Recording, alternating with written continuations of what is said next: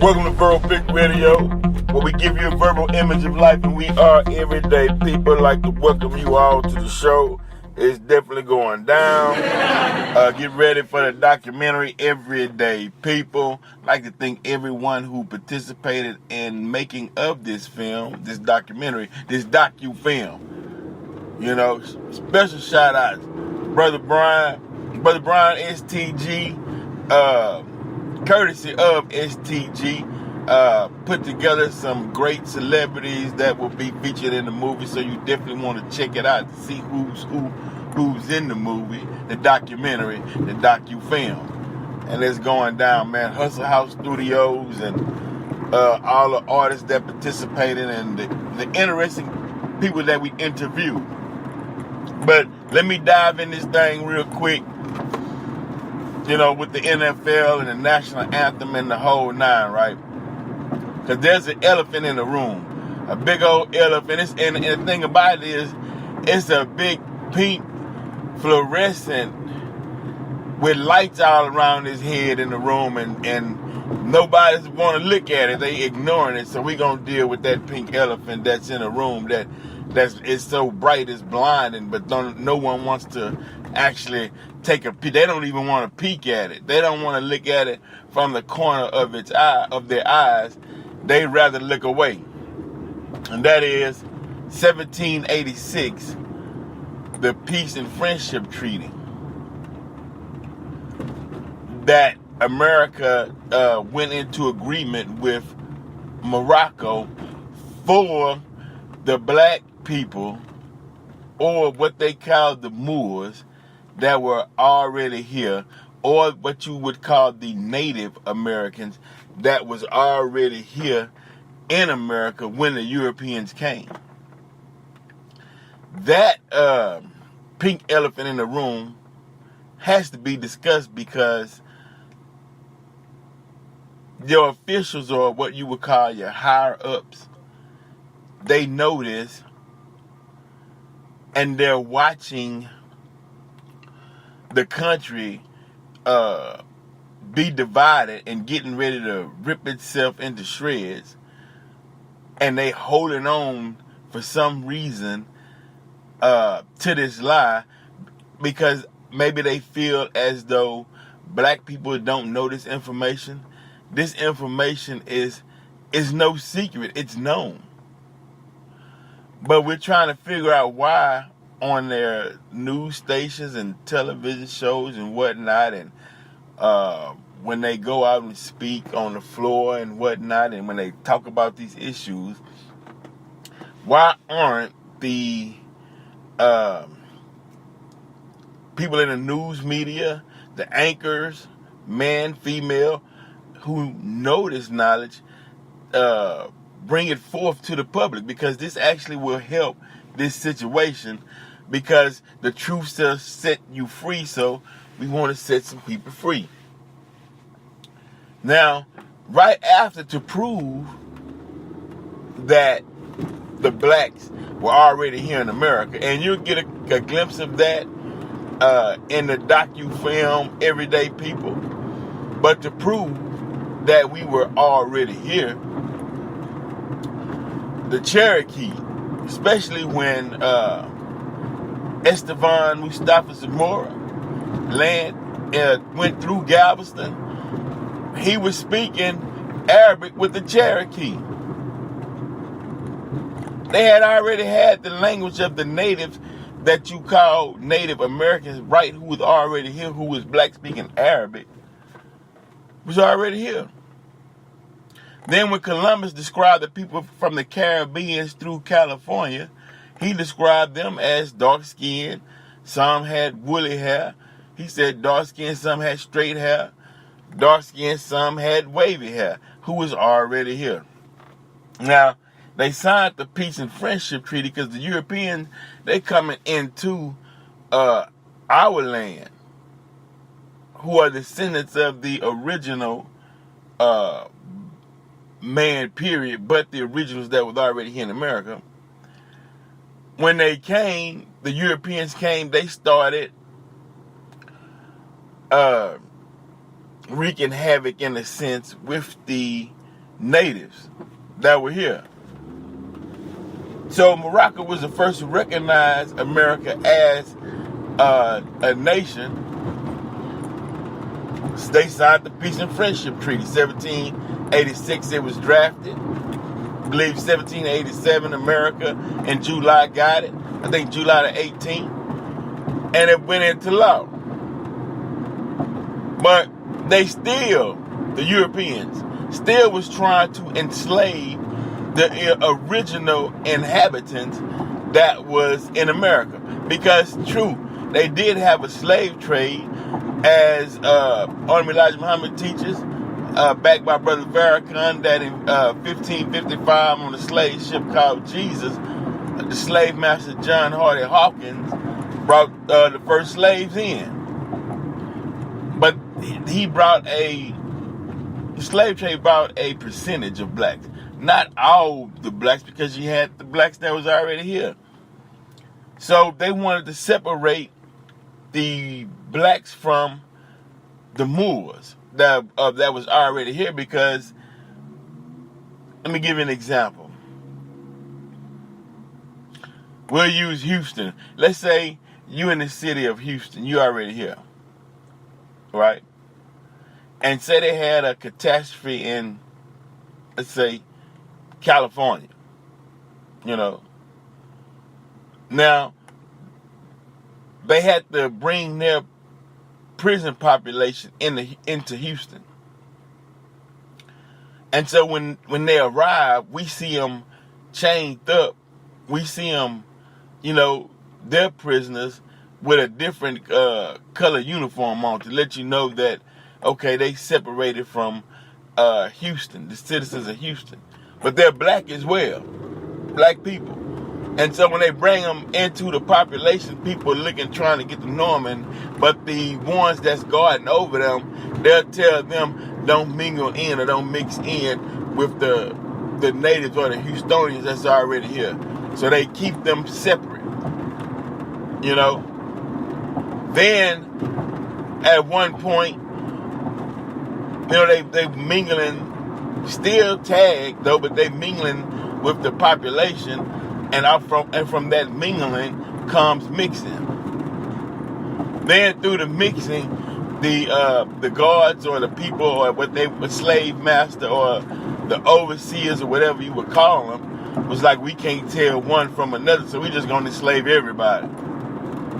The natives that was already here, the blacks, the slaves that we brought from Africa, we gonna mix all y'all since y'all mixing and we can't tell the difference anyway, because you all are the same.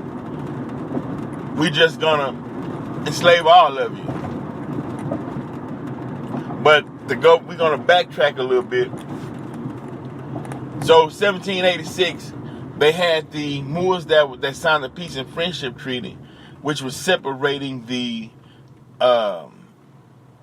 slaves that they brought from Africa, that small percentage. So the Moors walking around freely throughout America get arrested or put into slavery. And so word gets back to Morocco that the blacks from Morocco that was in America had got arrested. So in 1790, they had to sign the Sundry Act, which was Sundry, the Sundry Act. And that was basically saying that since these are citizens of Morocco, or since the agreement of the Moors, you couldn't enslave them. They can walk around America as free men. Right? Okay? Then you had slaves. Then you had free men commingling. Then you had the natives. All three were here in America. Meaning that you had Moors of Moroccan descent, black people in America. You had the Africans that they brought in as slaves here in America. Then you had the freedmen, which was the natives who was already here in America. They tried to separate the three. Now, I haven't verified this, but I read in some occasions that everywhere you see Salem or Salam or Salem in America, and that's where they put the Muslims, the Moors, to separate from the population. Then you had the natives, blacks who already been here. You can check out the Olmecs, Olmec. Okay. Then you had the Africans that they brought from Africa and put into slavery. Now, over time, all these groups commingle with each other. Then that means that the original inhabitants of America's bloodline is here in America, which makes the mixture, which makes the descendants part of that bloodline, which makes the children over a period of time, meaning that all blacks in America, whether you were native to the land, whether you were Moroccan free men in America, or whether you came from Africa as slaves after the commingling mix, then you had two free. You had the Moroccan free, and you had the natural inhabitant blacks in America free, mixed in with the slaves, which makes it the 3 in 1, but which makes that one royal heirs to the land, which makes that one of free blood. So there is no slave, no Jew, no Hebrew. It's all one now, up under the eyes of Allah or the eyes of the universal creator, because the free overtook the slave. Or let's put it like this: the free encompassed the slave and made it one free. And now you have knowledge, freedom, you have wisdom, justice, and equality to exercise who you are, or your potential of what you can become. So that's the pink elephant in the room. So when they come out with a national anthem in that third verse, which everyone knows, when it says no hireling or slaves, and it's talking about the only way that they see freedom is through the refuge of the grave, that's not true, because they was already free. Because the national anthem wasn't written until 1812. That's like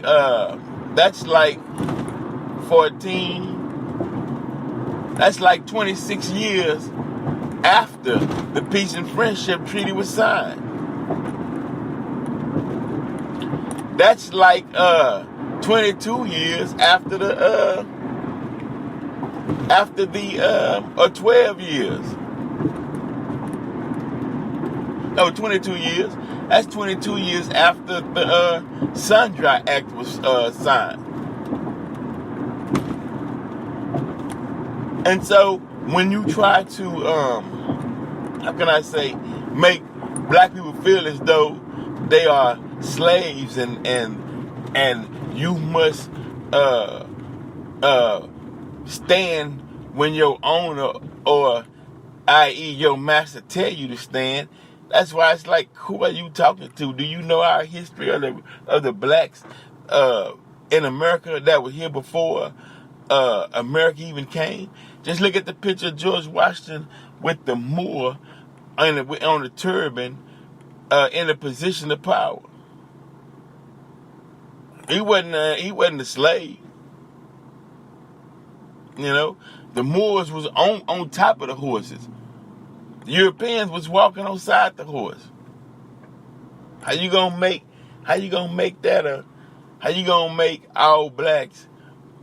How you gonna box all blacks into a slave status unless they voluntarily agreed to have a slave mind? In today's day, I'm talking about 2017. If you got a slave mind in 2017, then you are the modern day Dred Scott. Which Dred Scott case was basically saying that he was free, but then he went to the courts to petition his freedom, and they put him back in slavery because how you gonna petition me when you was already free? You got a slave mind, go back in slavery. Go and read that case as it sums up. Basically what it was saying. Since you're admitting you're a slave, then go back in slavery. Because as my partner, man, good dude, man, listening to Duke of Tears, he was stating on that subject. You admitted you once was a slave and you petitioned me for freedom, and I put you back in slavery ship. Holla at you, get out of my courtroom. You know, that's the position you take. If you got a slave mind, you're gonna take a slave stance or a slave position, and you're gonna present yourself in a way that the definition or the characteristics of a slave would do. So you get treated like a slave. That's what the whole Dred Scott was about. You know, it's about people who view themselves or carry on the slave characteristics. Then you bow to a master because you saying, I want to be treated like a slave. So they gonna give you the Riot Act. They gonna give you the whole slave treatment. That's on you, the individual. But those who are free and know they free, they'll protest. They're like, hey, I don't want to give you not one inkling that I'm a slave. I'll take a knee. I'll lock hands in this national anthem. I'll do whatever it takes to let you know that I don't fall in that category of what you deem a slave should act or look like or carry themselves. Now, to further the confusion, they bring in Christianity and the white Jesus. Because slave is volunteer. Slave, you have to volunteer to be a slave. Early in the morning. Voluntarily. It's voluntarily. You have to volunteer to be a slave.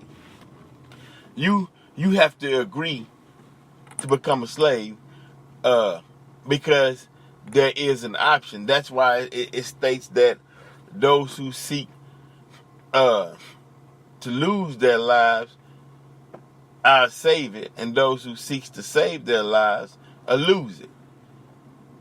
Meaning, if you trusting in the universal God, and you say, I'm not finna be no slave, and hey, whatever it is, whatever happens, let's go for it, then you free. If you bow down and say, okay, I'm gonna bend to man's will, then you're a slave. It's as simple as that. You know, that's why it's a good thing when 2, 3, 4, 5, 6, 7, 10, however many you count, free thinking people unite and work together. And everything goes smooth, man, until that slave-minded Negro show up. Because the slave-minded Negro job is to turn you back towards slave ideology or advise the king. And because he's lazy and he wants a reward, but he doesn't want to work for his reward. So what he does is he'll sell you out to the king so he can get 5 pieces of silver. That's his job. He takes that 5 pieces of silver, and you say, okay, you've been taking 5 pieces of silver for 450 years. Out of that 5 pieces of silver for 450 years, you should be a rich man. But what happened to all the silver? Because today, the slave, you have nothing. Maybe they spend it on, I don't know, some 40s, or they spent that silver on, I don't know, an extra butter biscuit or something. I don't know what you spent the silver on, but okay. Meaning, if that damn, if you're gonna spend the 5 pieces of silver, at least get some cognac, man, or some damn, get some what do they call it? Get some aged liquor going back to hell 200 and 300 years ago or whatever. You take it and you take the 5 pieces of silver and you buy nothing and you get nothing because what you spent it on was nothing. And that goes back into when Baby Boy, when he was telling them the butter or the whatever. Anyway, he was explaining about the picture, man. Get something that will retain its value. Don't buy anything that's gonna lose its value, because that's slave thinking. But then again, I guess slaves have to practice being a good slave so they can keep the thing rolling. So you're right. I guess if they would buy something of substance, then they wouldn't be a slave. They always have to be a slave in practice. So okay. So as time rolling on, you see that they are coming out because now they're being called coons. Because the actions of the coons, so the coons is coming out. Meaning, it's like the hurricane. Why are you having so many hurricanes? Because the hurricane sweep all the dirt and debris from the bottom and it brings it up. It's a sign letting you know everything hitting is getting ready to come to light. And there's nothing you can do about it because it's time, and nature says it's time. So, that's the pink elephant in the room. That Peace and Friendship Treaty, 1786, and that Sundry Act, SUNDRY, 1790. To show that you had black Moors speaking Arabic, and you also had black Native Americans, i.e. the Cherokee speaking Arabic, all right here in America, mixed in with the African slaves that was brought to America 1555 by John Hardy Hawkins. Now, did we all get along? Some say we didn't. Some say some of the frees had some blacks as slaves right here in America. But I don't know. I got to go back and research that part. This is just what I've heard. But this is what I do know as a fact. All those families and bloodlines mixed in together and became one. 3 into 1. So that means you are all free. Now that could be your Father, Son, and Holy Ghost. You know, the Father could be the natives that was already here. Black folk in America before Europe even set foot in this country. The Holy Ghost could be your slave that they brought on a slave ship called Jesus in 1555. And the son could be the Moors that traveled through Morocco to here in America. And all three of them became one. I'm just saying. It's VPR Radio. And we're out. Oh yeah, and by the way, get ready for the movie, the documentary, Everyday People. Coming at you. Once again, thanks everybody. Thanks those who subscribe to the VPR YouTube page, Facebook, Instagram, whatnot. Shout out to the nerds, man. You know what I mean? They do a show on dealing with the movies that they watch on Netflix and whatnot, and they'll go live every once in a while, man. You got to check them out. These two cats, man, they doing their thing. VPR Radio, we're out.